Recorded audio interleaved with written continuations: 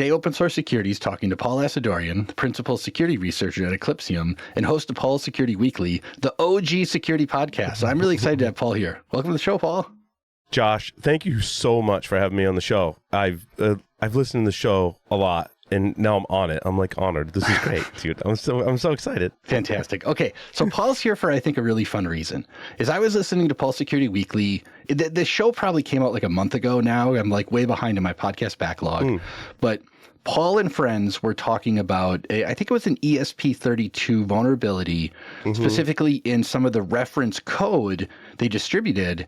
And the ESP folks were like, oh, it's just reference code. No one's running it. And I was like, holy crap. I remember having this conversation exactly with open source projects, 10, 20 years ago. And I thought I should ask Paul if he wants to come talk about this. So yeah, it's such a good topic. However, before we get to that, sure, I want you to set the stage for us because you do a lot of work on like IoT and embedded and in that whole universe. And so I would love it if you would just give us kind of an idea of when we hear things like embedded and IoT and like system on a chip, whatever, there's a whole bunch of terms that I don't even know. Like, what does any of that even mean, really? It's like you're in my head, Josh. Get out of my head. When you said you wanted to do this call, I started thinking about there's a lot of different types. When you use the term embedded, I was like, there's a lot of to unpack in just that one term, right? So, I don't know. It doesn't really matter where we start, but one of the things that's near and dear to my heart is UEFI. Okay. And when we look at embedded in the context of your PCs, servers, and laptops, general PC architecture, right? Apple has their thing too. It's different from the PC, Intel, AMD ecosystem, but Apple's very, very similar. They have their own kind of lockdown environment, as Apple does. But when we look at PC servers, laptops, underneath the operating system, there are several different types of embedded systems. Yeah. So even in your regular laptop, you've got an embedded system that is UEFI, which is kind of like an operating system almost, whose job it is to initialize the hardware, basically. I mean, at a 100,000 foot view, that's what its primary job is. Then you've got other smaller, maybe microcontrollers, TPM chips. All of those are also embedded systems. BMCs are typically Linux running on an ARM-based processor. Nice. Inside of your, you liked computers so much, we put a computer inside your computer, right? So that there's that running inside of it, right? Then we go over to, the other big class of things that I have, I'll stick with the enterprise for a moment, are enterprise IoT devices that the embedded systems you might find in an enterprise. So these are most commonly your network and security appliances, as I call them. So these come from all your favorite vendors that we've seen a lot of folks fixing a lot of vulnerabilities, attackers going after them, Fortinet, Palo Alto, I mean, the list, Ivanti, the list goes on. So I do consider those, we call them appliances. I still consider them embedded. Also, largely, all of this stuff, Josh, I think as we agreed upon, uses open source software. Yeah. Most commonly, when I look at all of what software is running these systems, it's some form of Linux or open source software, most often. Right, so you get your network and security appliances. Then you may have in the enterprise other types of embedded devices. You've got maybe printers, building access systems, security systems, cameras. There's a list of things that aren't necessarily found in the home, but more often found in the enterprise. Yeah. So that's kind of like my second class, right? And then we've got what I call, what most people call IoT. I have a somewhat stricter definition of IoT. Nice. IoT being the Internet of Things. I like IoT devices to fall on a class of it runs firmware and it communicates with the cloud and you have an app to configure it.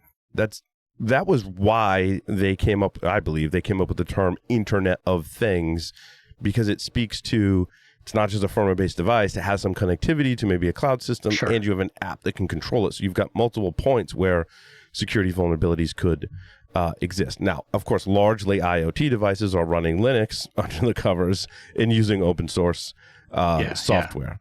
right? So that's the other major class. And then we've got, I guess I'll call this a class in and of its own, although there's a lot of variants, but there are microcontroller-based devices. So I'll use ESP32 as an example. Espressif Systems makes chips that basically run code directly on the chip. Yeah. However, underneath those layers, there's actually more open source software. The ESP32 runs free RTOS under the covers. Oh, I didn't know that. And it extrapolates, so the like easier development environment you're using, the more it abstracts that away. So you can use Espressif's IDF, which gives you full control of the second stage bootloader and free RTOS. And then you can kind of go all the way up to Arduino that abstracts all those things away with libraries that is still running on top of free RTOS and on top of Espressif's IDF. But Arduino makes it easy to, you want to blink an LED, it's a couple lines of code. Yeah. You want to do that in the IDF, right? It's a lot more lines of code, basically. And there's other nuances there, but for the sake of this conversation, think of microcontrollers as code that pretty much runs directly on the chip, although it does have assistance from a real-time operating system in order to do that. So you can run Python with a Python interpreter, or you can do Arduino or C++ code on those. So those are, it's interesting, we've seen recently in the security news, these microcontrollers that usually run Linux or some kind of open source software, right? Like free RTOS, but they're in things like space heaters. And someone hacked it wasn't an ESP32, it was a similar kind of thing. They hacked that to make the space heater turn on and off, which could potentially cause damage or fire, right? And they did that through hacking the firmware on the embedded system, which happened to have a system on a chip or, a microcontroller, as we'll call it. So sure, and it's no doubt sitting on the internet with no authentication, right? And that would be an IoT device, right? That allows users to log into it. You might get an app to configure it. It might talk up to the cloud to get maybe firmware updates or report telemetry that you log into the cloud from your app and identify your device, right? So that would be more of an IoT-based device. This is already like way more complicated than I expected, and I have no doubt you watered it down. Yeah, this is the 50,000 foot view of what we would call embedded systems, and I'm probably missing things too. OT, ICS devices are firmware based devices, right? PLCs. We think of I'd put those in maybe a different class. Industrial systems, right, are kind of a whole class of other, but still. There's a lot of open source software. There's a lot of commercial software also in those firmware-based systems, VxWorks, things like that. Yeah. Well, in the ICS people, like, I know I love paying attention to Leslie Carhart, Hacks for Pancakes. Mm-hmm. And Leslie talks about this ICS being industrial control systems, where this is gear that exists for 20 plus years. And as a software developer 20 years ago was banging rocks together. Yeah, and also to speak of that too, like telecommunications gear. Yeah, I learned Erlang.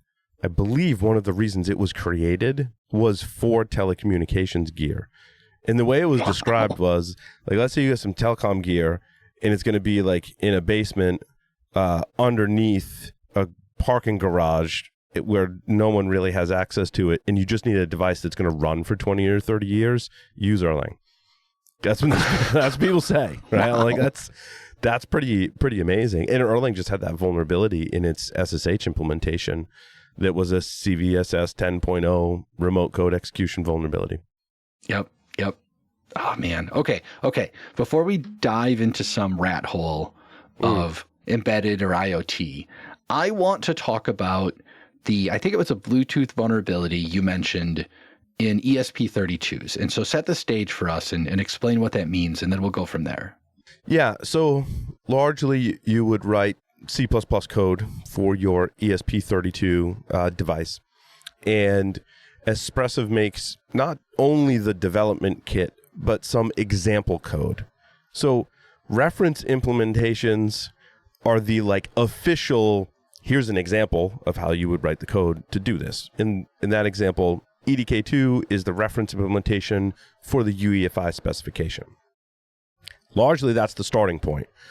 If you were to, I don't know why you would want to do this all on your own, build your own UEFI implementation, right? We leave that to AMI and Inside and Phoenix, right? Largely. But if you did, you would start with the reference implementation, most likely. Right. But also, like, the variation of that is there's a software development kit or library, and most of us have probably seen this, right? It's got a folder. It's called examples. Yeah. And there's some examples in there. And so if you need Bluetooth connectivity, for example, you may go into the example and pull that code, put it in your own code, and then build on top of that. And so there was a vulnerability in that code that lived in the examples folder. Now there's some interesting, when we talk about CVE, there's a lot of issues with CVE. I heard about that. But my question is, how do we assign a CVE to that? Espresso was like, we're not assigning a CVE because it's not a software program. Like, it's a version. It's just a block of code to use as an example. So how do we track that with a CVE? Because it's not really part of a package that they're distributing that you're installing. It's just reference code to let you write your own code. Right. So now we've got this problem where I incorporate that vulnerable example code inside my software package. I call it version 1.0. Now I have a vulnerability. And how do we discover this vulnerability? Well, now we have to do source code review and compare and get a signature of that. And of course, there's folks like ourselves that are working on automated means to either decompile or work with source code and go, this is what the vulnerable code looks like. Maybe this is what the patched code looks like. Now go find that in everyone else's project, right? So let's go look at the supply chain and go try and discover that. But we can't do that with necessarily a CVE today because that's hard, right? I get what I mean. Right. Do you create one CVE and then everyone who's vulnerable, you attach them to that one CVE because you use the reference code? I don't know the answer, but this is the software supply chain problem in embedded systems in this example that is pretty challenging. Right. So the CVE program actually has rules for this. And when it is the same source code, if it is literally copy and pasted source code, it's supposed to be the same CVE. But when it is a different implementation, and in this particular instance, different implementation is not well defined. Right. So there is no good way to do this today. But the thing that intrigues me most of all is, like, I live in a world where we're going to identify the open source packages you have installed, right? Where I'm using NPM, I'm using PyPy, whatever. I'm installing a package and I can say, I have this version of this package installed. And what you're talking about is literally copying and pasting source code. Yes. You don't have a package version. There's like no manifest. The only way to find this is like the source fingerprinting, like you mentioned. And even source fingerprinting gets challenging because if I've changed variable names or I've changed function names or whatever, now a lot of that technology falls apart. So this problem is like bananas. But here's my favorite part is, so the Expressive folks say, oh, this is a reference implementation. We're not giving it a CVE or whatever. And the story I have for this is probably like 10 or 20 years ago. There was a similar problem with the OGG Vorbis audio library, right? This is like the .ogg files. They do FLAC. They do a bunch of crazy things. And I remember there was a vulnerability in one of their libraries, and I worked at Red Hat at the time, and we go to them. Conveniently, they worked for Red Hat, so it was very easy to go to them. There you go. And we're like, hey, there's a like buffer overflow in this library. And they're like, oh, that's a reference implementation. No one's using that. And we're like, everyone is using everyone this. Copied that. Everywhere. And it was funny because they genuinely didn't expect that. And they worked with us, and we sorted it out. But like, this is one of those situations where I feel like Expressive has to know everyone is just copying and pasting their code. Absolutely. I don't have to use AI to generate the code. It's already there. I just got to copy and paste it now, right? And if you ask an AI, it's just going to use their code, right? It's probably just going to regurgitate the example code. Yeah, for sure. Actually, that's even a good point, is in the universe of, detecting things and even assigning CVEs, if the AI generates it, it's going to be different enough that you probably can't fingerprint it, even though it's literally the same code, right? Logically. Well, I'm trying to give too much away of what we're working on, right? We're thinking about this problem very heavily because it's difficult to, or it's error prone to rely on software versions. Yeah. To identify a vulnerability. we know it produces false negatives and false positives for a whole host of reasons that you've probably talked about on your show. I believe you have talked about on your show several times, right? So what we're trying to do, and we talk about a lot at my day job, is how are we going to identify this vulnerability in a more accurate manner? So there's really two primary methods that not just we are working on, but others, that do reverse engineering or are trying to automate that do as well, right? There's decompilation, and then there's decompiling, right? So you're decompiling it back into basically the bytecode. You can look at things like symbol tables, things like that. And then there's decompilation, which is taking the binary and going to source code. Those two methods combined with some intelligence, I'm hoping are able to identify these vulnerabilities, particularly in the supply chain, even outside of open source software.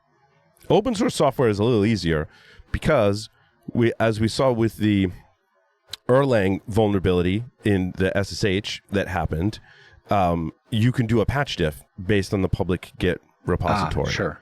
And so, and actually there was a great article we covered last night where someone used AI to go from a tweet where someone said, hey, if you have patch diff, you can generate an exploit really fast, and it's not that bad, it's easy.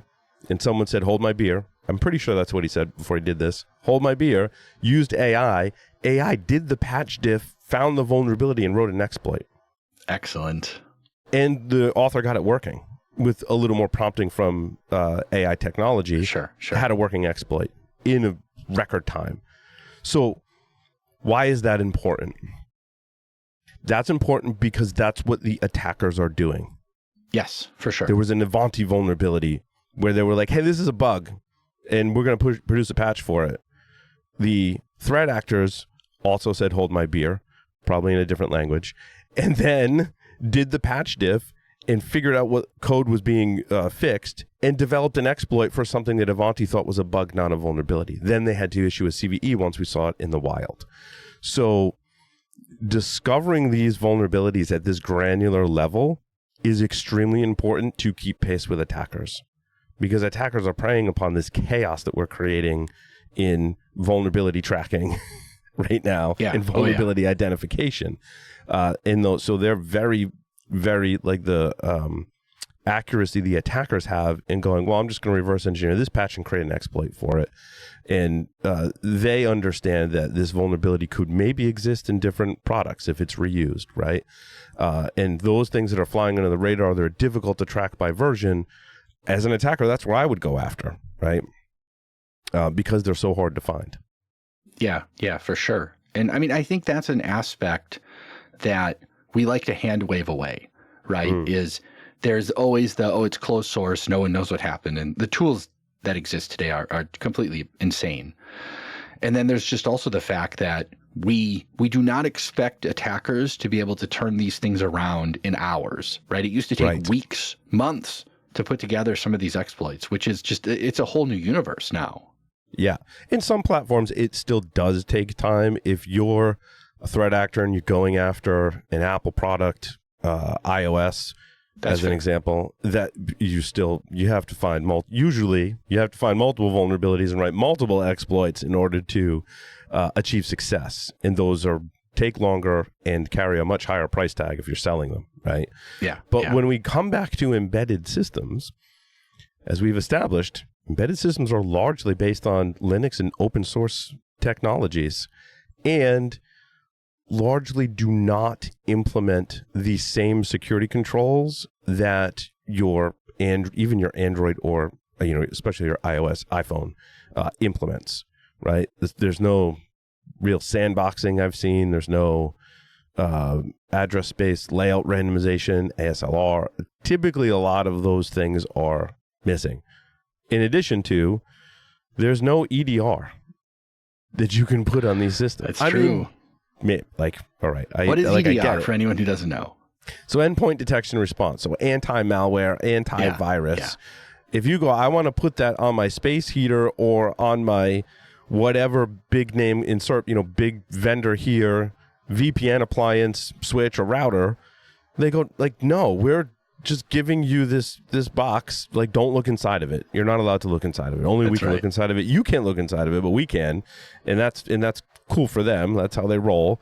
And we put these things in our networks and we go, I can't monitor it because it's a closed system. Yeah. Yeah. Even though underneath, ironically, it's open source software. Okay, but so I have a question for you that is a genuine question, because I don't exist in this space. I love watching people on YouTube like reverse engineer things. Like, I love it. I think his name's Matt Brown. He's this guy. Brown's awesome. Yeah, he's a great guy. Like, he just like buys random crap and then he like roots into it. But we interviewed Matt on Below the Surface. Yeah. So, oh man, that's awesome. I'll have to look that one up for sure. Also, awesome. Paul has Eclypsium has a podcast called Below the Surface. We forgot Below the Surface. Yes. Yes, and I will put links to like all Paul's podcasts and all that stuff in the show notes. But and they're very good. Anyway, so every time that guy reverses something, it's running some like obscenely out of date version of the Linux kernel. Like, I feel like so much of this IoT and embedded stuff is just comically old. And like, is he just purposely picking on very bad things because that's the easy stuff to hack? Or is this the problem? No, it's a problem. Okay. I was afraid you would say that.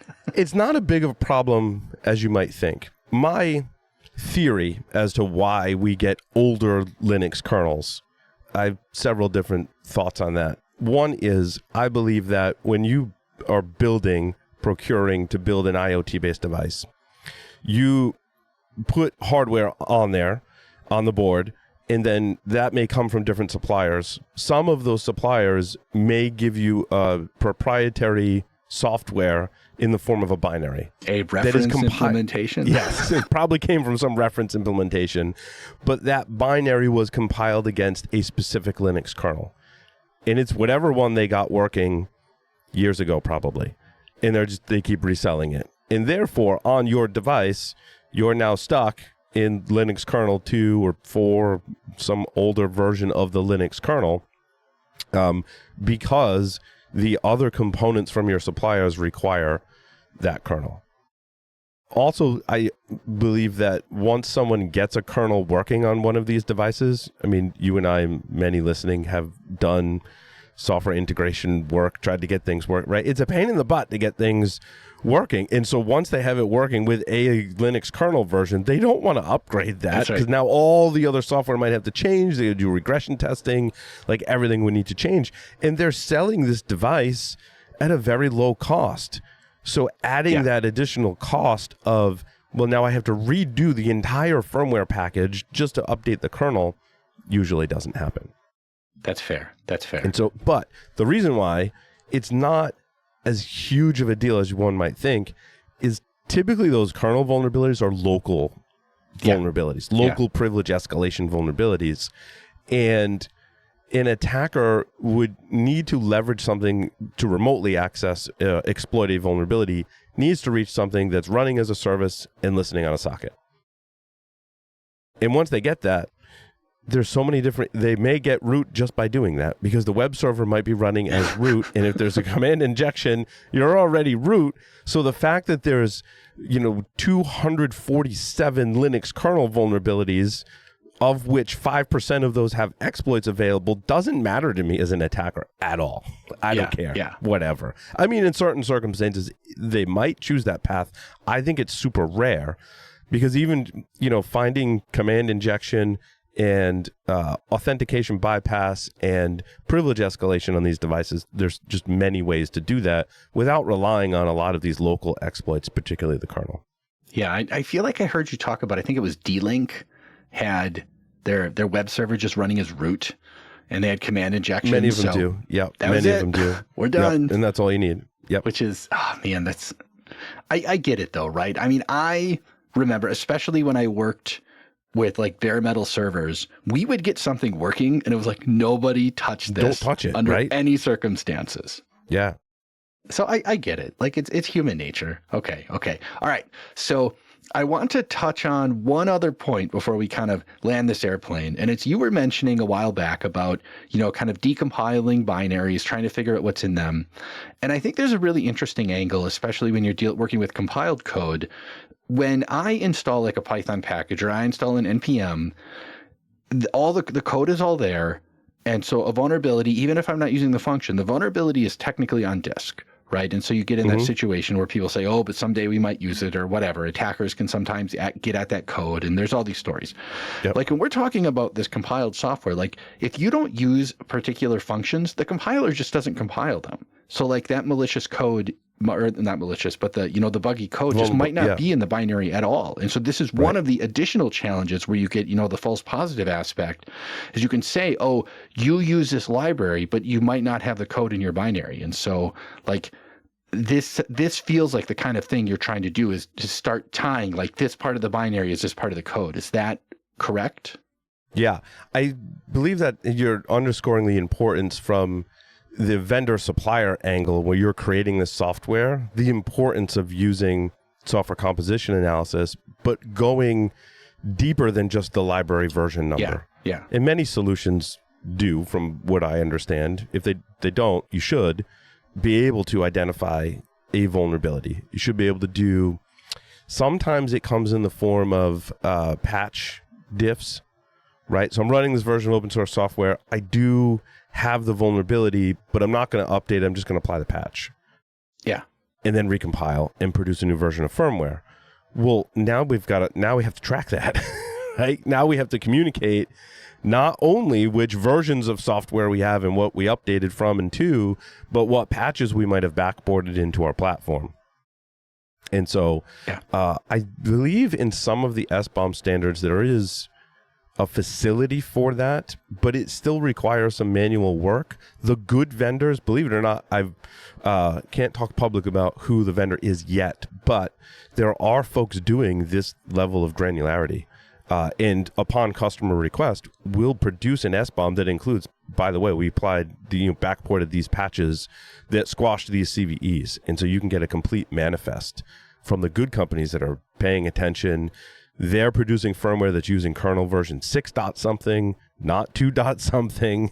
And so there are folks that are doing a really good job with that. And I hope the rest of the industry starts to catch up and do this level of supply chain analysis and transparency. Yeah, so that's called VEX, Vulnerability Exchange, is probably what you're thinking of, because I know Cyclone DX supports it.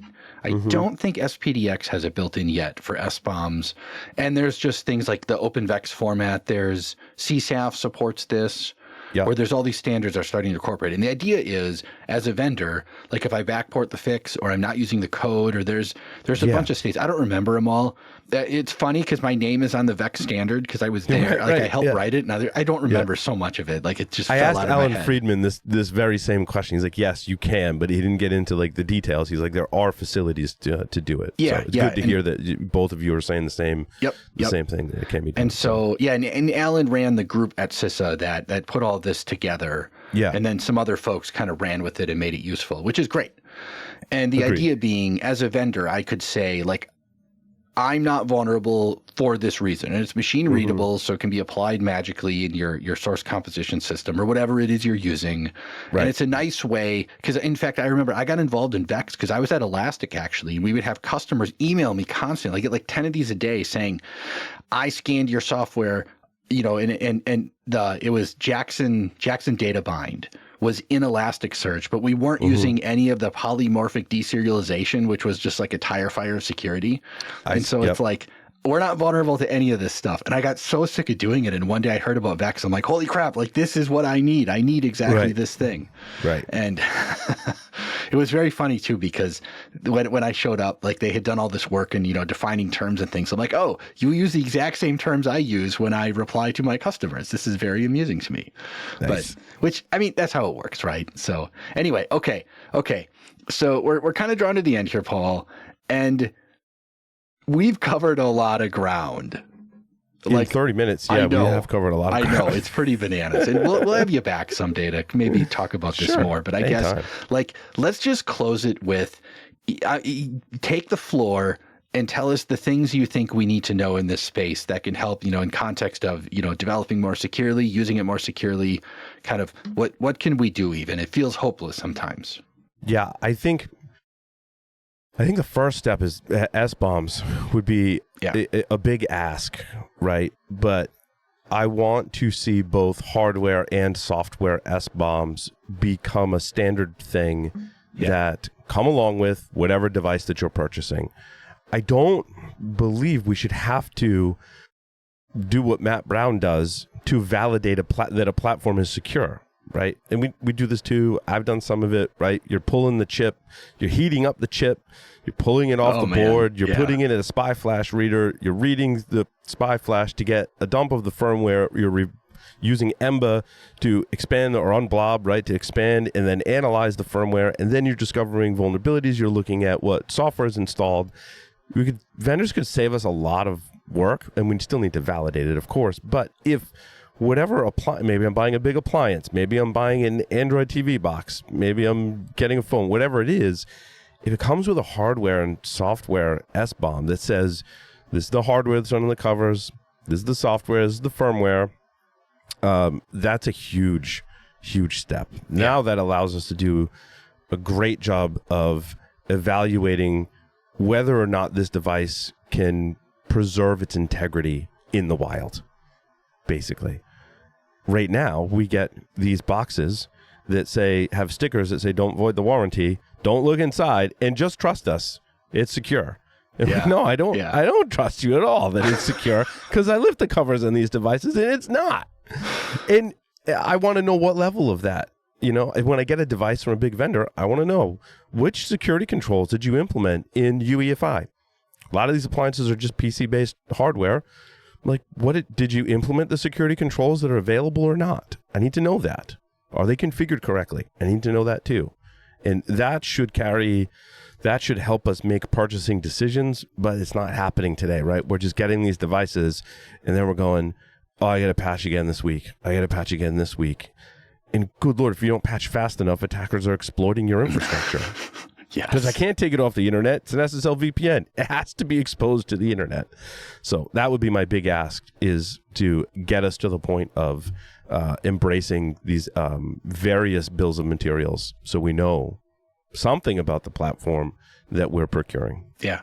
I love that. That's a great answer. And I'm a huge fan of SBOMs. I mean, heck, I work for a company that builds an SBOM scanner. Builds SBOMs. Yeah, you're welcome. I'm on board. we do SBOM stuff too, right? We'll generate SBOMs. Yeah. And that's the important part too. If I have the SBOM from the vendor, I can generate my own SBOM, and then I can compare them. And then when there's an update, I want an updated SBOM. So the SBOM is just the mechanism or vehicle that we can build process around. And the important part is to build that process around it. Like, just saying we have SBOMs doesn't really solve much. We have to actually use them and act upon them. Right. Well, it's chicken and egg, right? Like, we need some of these things before we can do anything with them. So awesome. I love it. That's a marvelous ending, Paul. I appreciate the time. This is a lot of fun, man. Thank you. Yeah, thank you. Just a quick plug. Since your audience is very much open source based, I am presenting a talk at RVA Sec in June, early June, in Richmond, Virginia. And my talk title is The Linux Desktop for Security Professionals. And just the title invokes so much emotion. From, if you run Linux, you're excited. If you run another operating system, you fall into a lot of different camps, right? And we'll go through them in the talk. And some people get really angry. Some people get really excited, but it's very emotion provoking. And so I'm having a lot of fun building the talk and polling my audience about what should be in. So I'm so excited. And I should add, no one will see this except me, but the name Paul used when he logged into Riverside is I use Arch, by the way. So, which I love. And I'll forgive you, but that's fine. I run Manjaro, which is like Arch with training wheels, but I know Manjaro. Yeah. Well, so it's funny. I still run Fedora on most of my stuff just because I worked at Red Hat for a decade, and I still know a bunch of these developers, so I can just yell at them when something breaks. Which nice. It's the way to do it. All right, awesome. Thank you, Paul. I'm sure we'll have you back at some point very soon. Thanks, Josh.